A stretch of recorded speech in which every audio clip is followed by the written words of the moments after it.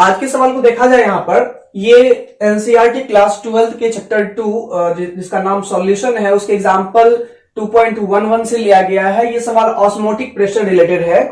तो इसमें कहा जा रहा है कि 200 centimetre cube of an aqueous solution of a protein contains 1.26 gram of the protein.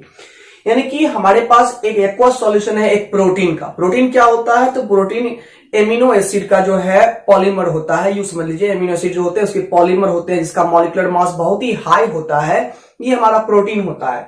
तो उसका 1.26 ग्राम घुला हुआ है एक ऐसे एक्वस सॉल्यूशन में जिसका वॉल्यूम 200 सेंटीमीटर क्यूब अर्थात 200 मिलीलीटर है।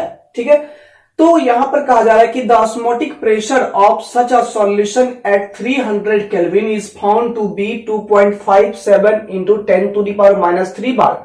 यानी ऑस्मोटिक प्रेशर इतने टेम्परेचर पर यह पाया गया। ठीक है, तब कहता है calculate the molar mass of the protein. उस प्रोटीन का मोलर मास निकालिए। देखिए, जब हमारे पास हैवी कैलकुलेशंस होते हैं तो उसका सॉल्यूशन हम लोग कुछ माइनस प्लस करके भी कर सकते हैं ताकि हमारा जो है ना सॉल्यूशन आसानी से हो जाए। हालांकि हम यहां पर दो तरीके से सॉल्यूशन करना सिखाएंगे, आपको जो पसंद आए वो कर लीजिएगा। ठीक है, तो यहां पर क्या है, हमारे पास फॉर्मूला है ऑस्मोटिक प्रेशर का, pi is equal to CRT, जहां पर ये पाई हो गया ऑस्मोटिक प्रेशर, सी हो गया मोलर कंसेंट्रेशन ऑफ सॉल्यूशन जो कि मोलैरिटी यानी कि number of moles by volume equal होता है, आर गैस लॉ कांस्टेंट है या सॉल्यूशन कांस्टेंट यहां पर कह सकते हैं, टी हमारा एब्सोल्यूट टेम्परेचर है जो केल्विन में होगा। ठीक है, तो यहां पर क्या है कि ये पाई इज इक्वल टू हो जाएगा N/V इंटू RT। यहां भी जो होगा वॉल्यूम वो लीटर में होगा।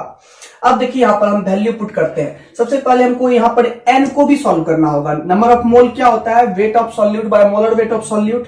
तो ये पाई इज इक्वल टू हो जाएगा वेट बाय मोलर वेट, ऊपर में RT है, नीचे में V है। ठीक है ना, हमको यही M निकालना है। तो M का वैल्यू क्या हो जाएगा?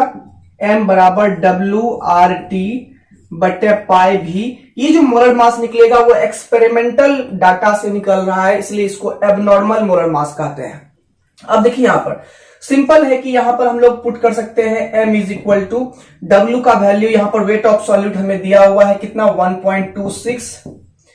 ये जो मोलर वेट आएगा वो ग्राम पर मोल में आएगा, इसलिए यूनिट नहीं लिख रहे हैं, यूनिट आप लिख के भी काम कर सकते हैं। R का वैल्यू, चूंकि हमको यहाँ प्रेशर देखना है, प्रेशर जब बार में लिखा हुआ है तो R का वैल्यू जो होता है 0.083 लीटर बार पर मोल पर केल्विन होता है। वही प्रेशर अगर ATM में होता तो 0.0821 पुट करते हम लोग R का मान, समझे?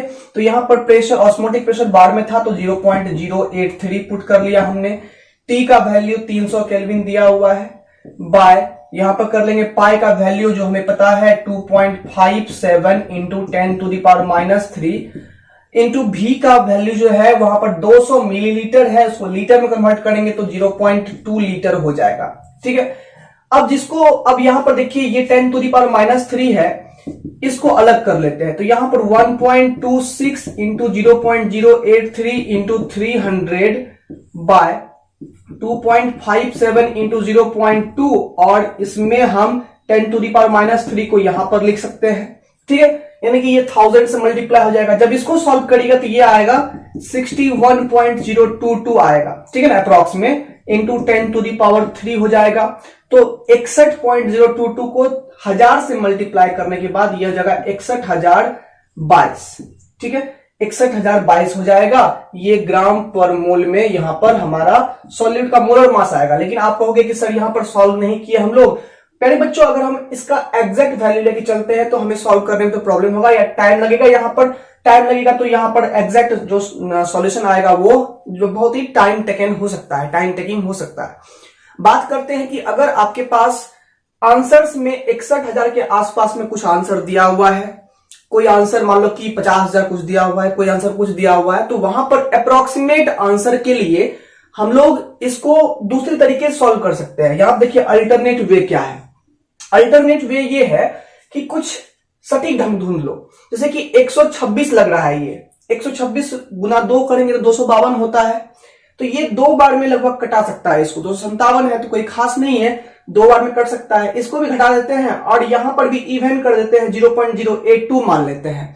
तो यहां पर करते क्या है, ये m इज इक्वल टू कर देते हैं 1.26 इंटू 0.082 मान लेते हैं इंटू 300 बाय यहां पर कर लेते हैं 2.52 कर लेते हैं इंटू 0.2 कर लेते हैं। अब ये मत बोलना कि सर ऐसा क्यों किए, ऐसा कि ताकि हमारा अप्रॉक्स में आंसर मिले।